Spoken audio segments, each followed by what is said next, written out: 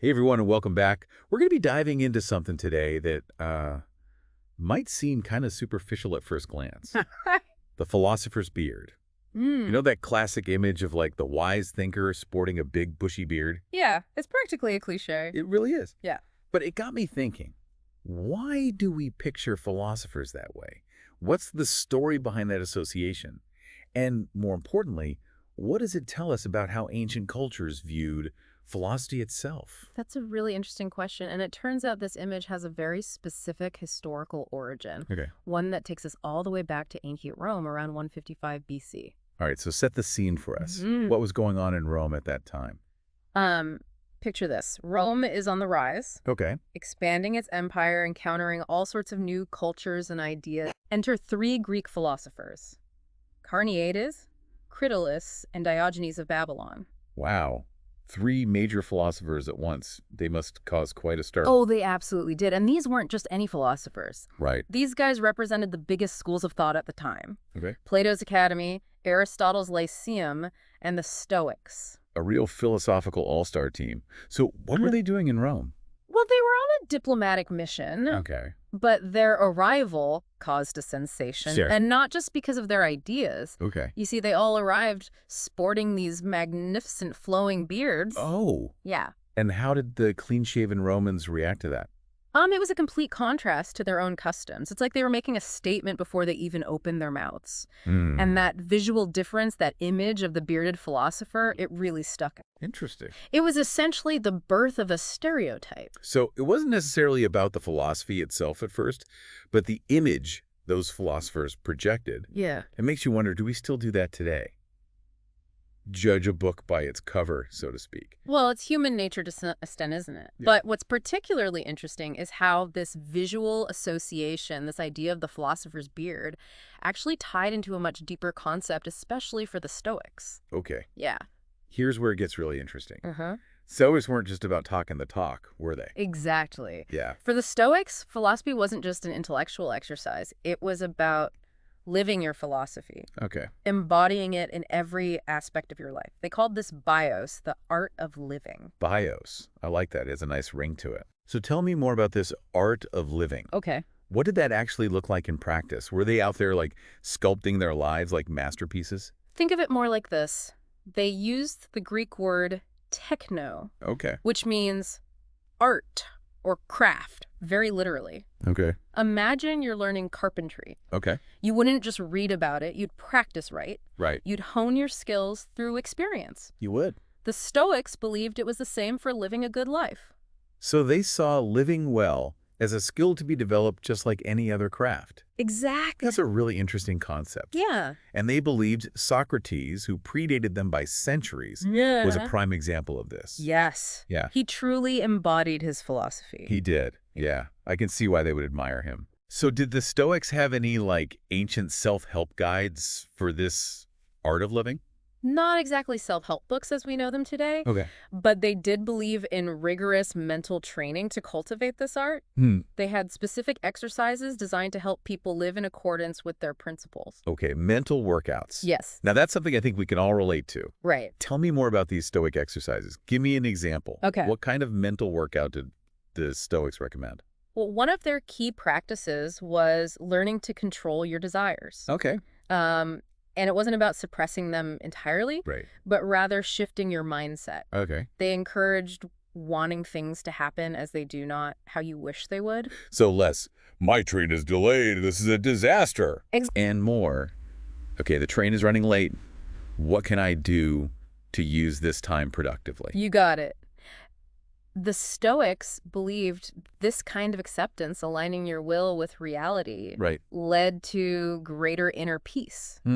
And it ties into another one of their exercises, acting appropriately in every situation. Oh, don't we all wish we could master that one? Right. So what did that involve for the Stoics? Well, they placed a huge emphasis on making sure your actions were rational and thought out, Oh, not just impulsive reactions driven by emotion. right. They were all about pausing to reflect before acting, Got it. about aligning your actions with your values. It's interesting how that resonates even today. Yeah, We're always being told to think before you speak. right. But the Stoics were more about think before you act. Yes. It's like mindfulness, Yeah. but ancient Roman edition. I like Right. Yeah. And they even went a step further. Oh, yeah. They were big on questioning your first impressions, especially in the face of fear. Right. I can see why fear can really cloud your judgment. Precisely. The Stoics believe that by training themselves to assess situations calmly and logically, they could make wiser decisions even when things felt chaotic. That's really interesting. Yeah, So it really is like a workout routine. it is. But for your mind, Yeah. they were basically doing cognitive behavioral therapy centuries before it was cool. It makes you wonder what Socrates would thought of all this. Well, remember, the Stoics saw Socrates as their role model when it came to this art of living. Right, They believed he was the original master, even if he didn't have a fancy Greek term for it. right. He was their philosophical North Star, guiding them on how to actually live out their beliefs. But what's so fascinating is that Socrates lived and taught long before the Stoics even existed. He did. And thankfully, we have these vivid accounts of his life and teachings from his student Plato. Ah, Plato. Now, there's a name everyone recognizes. Right. Didn't he write a ton of dialogues featuring Socrates? He did. Yeah. And in one of them, the Apology Socrates talks about this idea of taking care of oneself, Okay. specifically the soul. Okay, so we're not just talking about face masks and bubble baths here. Right. Although I'm sure Socrates appreciated a good skincare routine now and then. Sure. But when he talked about self-care, it was about something deeper. Much deeper. For Socrates, taking care of oneself meant examining your life, Okay. your values, your beliefs. It was about living in a way that led to true flourishing, not just chasing fleeting pleasures. That makes sense. But how did that actually play out in his life? Yeah. Did Socrates have his own set of philosophical workouts like the Stoics? Well, Socrates was famous for his relentless questioning. Oh, He'd wander around Athens, engaging people in these deep, thought-provoking dialogues. so he was like the philosophical gadfly of Athens, buzzing around, challenging everyone's assumptions. You could say that. Yeah. He had this knack for poking at people's ideas, forcing them to confront uncomfortable truths about themselves and the world around them. I bet that made him a lot of friends. Well, let's just say he was a memorable character. Okay. But through these dialogues, Socrates encouraged people to really examine their beliefs, to think critically, and to strive for true wisdom. He wasn't just imparting knowledge. He was facilitating a process of self-discovery. Yeah. He was basically the original life coach. What a great way to put it. And his method, as unorthodox as it might seem, was incredibly effective. Yeah. Socrates believed that true knowledge came from within, Mm, and he helped people access that through dialogue and self-examination. that's really interesting. This idea that true knowledge comes from within really resonates with me. It's like that famous saying, often attributed to Socrates himself, the unexamined life is not worth living. Exactly. For Socrates, the most important journey we can take is inward toward understanding ourselves and our place in the world. Right. And that, for him, was what philosophy was all about. Yeah. It wasn't just an academic pursuit, but a way of life, a path to self-improvement and a more meaningful existence. I like that. So we have Socrates, the original philosopher life coach, Yes. laying the groundwork for this art of living. And then the Stoics come along and build upon his ideas, Right. creating their own system of mental training and exercises. It's fascinating how these ideas, these core principles about how to live a good life, Yeah. they transcend time and culture. Even today, thousands of years later, we're still grappling with the same questions, seeking wisdom in the words of these ancient thinkers. It really makes you wonder, what can we learn from these philosophers who lived in such different times? Right. What wisdom can they offer us in our modern world? Mhm. It's amazing to think that like these philosophical questions, have been pondered for centuries. Yeah.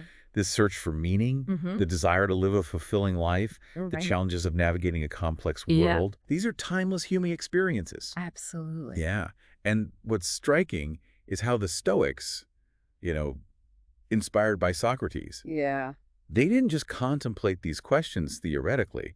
They developed practical tools and techniques for actually living a better life. Exactly. And that's what's so cool about the Stoics. Yeah. They weren't just like armchair philosophers. They were Yeah. like, okay, How do we actually do how that? do we actually live this out? Yeah. And they gave us those tools. Yeah, and that's what I love about this whole concept of techni periton bion, this art of living. Yes. It's not enough to just read about it in a scroll. Yeah. You have to roll up your sleeves and put in the work. Absolutely. It's like learning any craft, right? Like Right. practice and dedication are key. Totally. It's like they were ahead of their time in some ways. For instance, think about mindfulness meditation. Oh, yeah. It's all the rage these days, and for Mm. good reason. Yeah, Focusing on the present moment, accepting what is not getting carried away by every fleeting thought or emotion. right. Sounds pretty stoic, wouldn't you say? Totally. It's like ancient wisdom It is. meets modern well-being. Uh-huh. And what about cognitive behavioral therapy, CBT? Oh, yeah. All about recognizing and challenging negative thought patterns. Right. Sounds a lot like the Stoic emphasis on examining your judgments and choosing rational responses. Yeah, it really does. It makes you think about the mental workouts that we engage in today, Yeah. often without even realizing it. Right. Are we doom scrolling on social media? Yeah. Or are we actively choosing activities that nourish our minds and cultivate inner peace? That's a great question to ask ourselves. It is. And I think this whole journey into the history of the philosopher's beard, Yeah.